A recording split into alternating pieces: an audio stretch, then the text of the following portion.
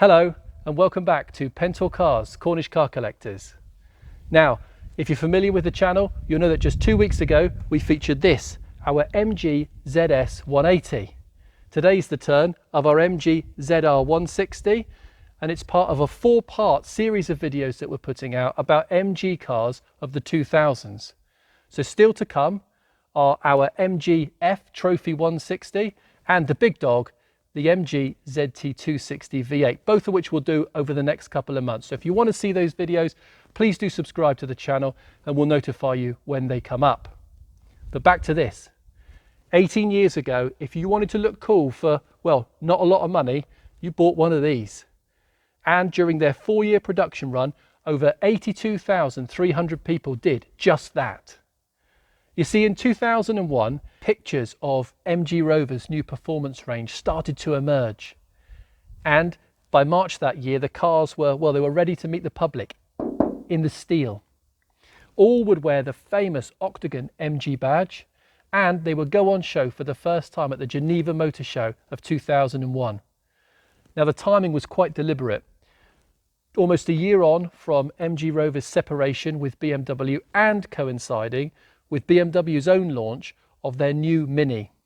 Do you know, in another dimension, the Mini would actually have been an MG Rover product, and well, who knows where the company would be had they retained that particular car. Alas, that wasn't the case, and the MG Z cars, the MG ZR, actually makes up the last chapter of MG Rover's history, as in 2005 the company went into administration and closed the doors for good. Now, this video is not about the demise of MG Rover or the development of the MG Z cars. It's about this car, our own MG ZR160. So keep watching as I share a little bit about this car, some of the features that we have, a little bit of the history of the ZR itself, and some of the work that we've done to this car, because we really have saved it. And then we'll take it for a drive. So do stay tuned for all of that. And don't forget to click like on this video. Do leave us a comment. We love to hear from you, and do subscribe. Remember, we're going to feature our other 2 MGs on the channel in the not too distant future, and we've got some other MG Rover cars in the collection. So please do stay tuned for that. Codenamed the X30, the MG ZR was much more than an R3 Rover 25 or 200 with a body kit and flash paint. Albeit you can trace the incremental stages of development of this car through the Rover R3, particularly the hot version, starting with the Rover 200 VI. Then the excellent BRM with its close ratio gearbox and limited slip differential. Then on to the Rover 25, which is a very decent car and now very rare. And we do have one of those in the collection, so look forward to sharing that with you in a feature in the not too distant future. Now, whilst lots was carried over from the Rover 25 GTI into the MG ZR, this car does have uprated suspension, and that K-Series 1.8 litre VVC engine, variable valve control engine, was tuned from 143 to 160 brake horsepower, delivering a respectable 0 to 60 time of around 7.4 seconds. The MG ZR from launch was available in 3-door or 5-door, and came with 4 engine options, and these were differentiated across the range by their brake horsepower output. The MG ZR105 has the 1.4 litre 16-valve K-Series petrol engine with 103 brake horsepower and performed very well against competitor 1.4 litre cars of the time. It was here MG Rover Group's marketing department did well, with the MG Z cars intending to bring a younger car buyer to MG Rover, who prior to the Zs had a fairly mature customer base. The MG ZR105 was £9,995 on the road and often came with free first-year insurance. It's not a surprise then that it was the best-selling MG product, and in 2002 MG Rover Group's best-selling car. Other options included the MG ZR120 with the 1.8 litre 16-valve K-Series engine without the variable valve control. And then next in the range was the hot MG ZR160.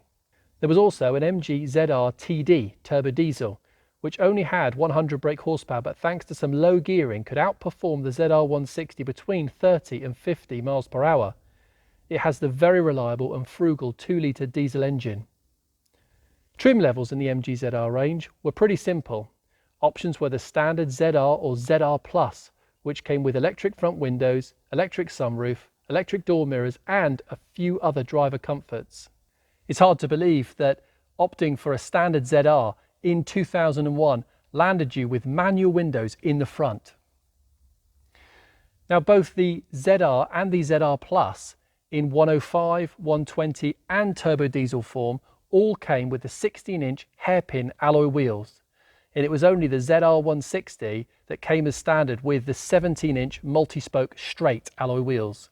Again, MG Rover's marketing department did extremely well, as visually there's very little difference between the affordable and accessible 1.4 litre MG ZR compared with the ZR160. So, as a youngster, you could be driving around in your MG ZR105 thanks to Rover's free first-year insurance, and you were driving a car that just looked just like the hot MG ZR160. That's enough to win you some serious street cred. This is certainly the best looking of the MG Z car range. The shape of the R3 really does loan itself well to a hot hatch. This car with its sporty front and rear bumpers and this brilliant big wing on the back. The MG Rover designers must have been reading lots of Max Power back in the late 90s when developing this car. It also looks great in this XPower Grey paintwork, and being a ZR160, it has the chrome twin exhaust and heat shield, which is unique to the 160 cars. However, our car hasn't always looked this good. In fact, we bought this car with no MOT, having sat for nearly a year on the previous owner's driveway down in Falmouth in Cornwall. When we went to see it, it was dark and the engine management light was on. And even though it was dark, we could still see the rust in the front and the rear wheel arches. To be honest, I almost walked away. But given that this car had only covered 82,000 miles in the 16 years that it had been on the road, and it had great history and the previous owner was so passionate about it, so we did buy it and we transported it back here to the farm. We arrived back in the dark, I reversed it into the shed, then the lights wouldn't switch off. Not on the switch, not taking the key out of the ignition, so I disconnected the battery, covered the car up, and it remained here in the barn for over 8 months. Now when buying an MG ZR160 or any petrol ZR for that matter, they all come with the K-Series engine. It's really important that you check the head gasket. There are some horror stories out there about the head gasket. The good news about this car is there is a recent receipt in the history for head gasket and cylinder head work, so that's great. I'm certain that many of you watching will be familiar with the stories associated with head gasket failure on the K-Series engine. In truth, the K-Series engine is an excellent unit. It's lightweight, it's efficient, and it's really revvy.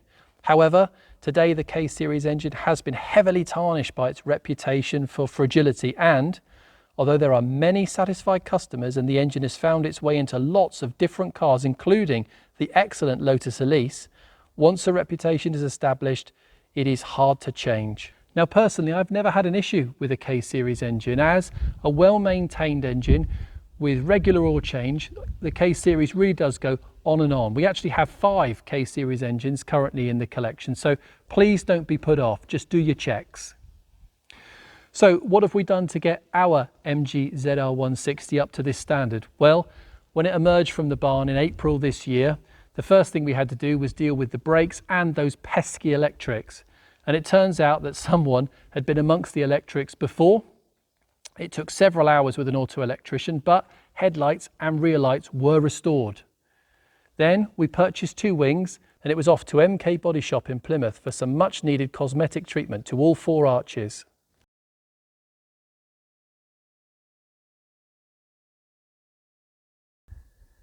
We also sorted out the engine management light, which when we read the codes actually pointed to the VVC, the variable valve control unit.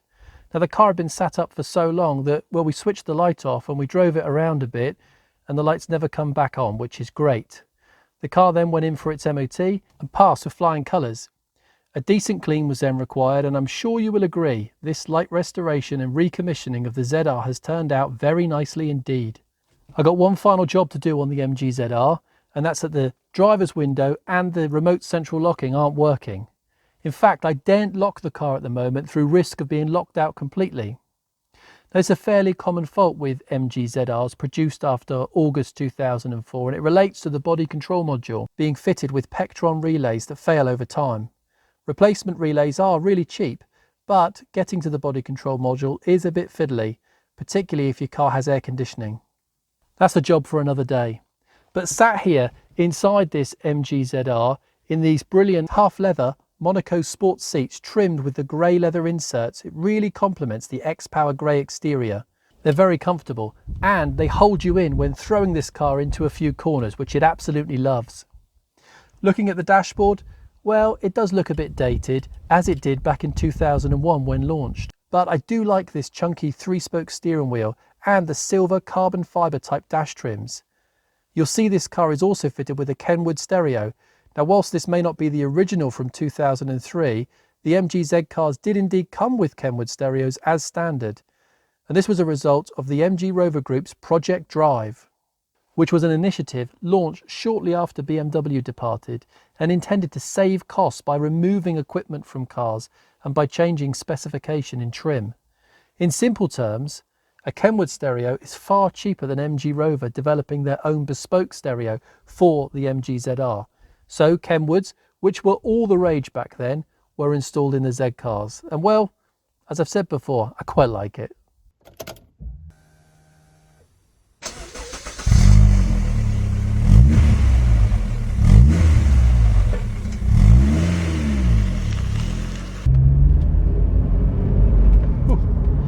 You know, driving an MG ZR is great fun. Whether it be the 1.4 litre or the 1.8 litre 160 brake horsepower with a stiffened chassis that was upgraded from the Rover 25 offering and that upgraded suspension, the car handles really, really well. The engine is lovely and revvy, and it's lively, it's eager, and the car sounds great too. You know, the speed limit really does come up quite quickly when driving this car, but it's okay because this nice stiff steering, well, it really inspires confidence.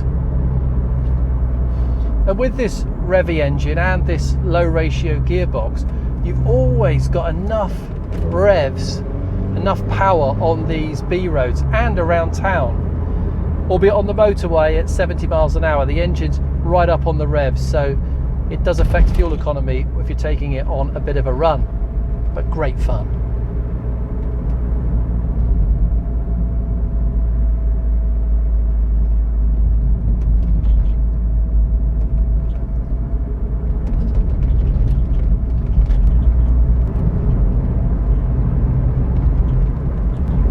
The MG ZR came in some wild colours.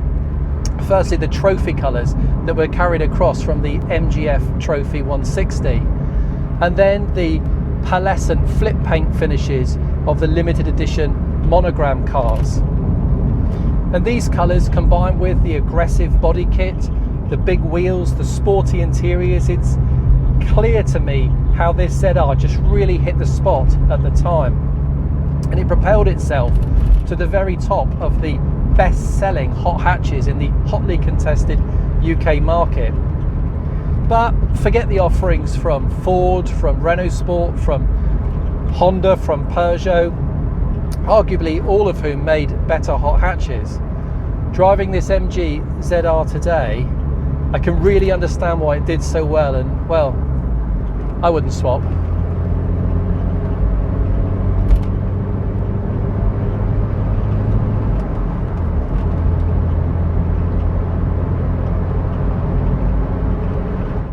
Our MG ZR is a Phase 1 car with the quad front headlights and the original dashboard.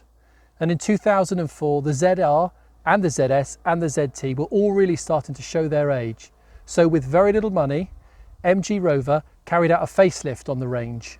The MG ZR got new headlamps and a revised front grille, along with a smoothed off rear end and the number plate relocated to the bumper.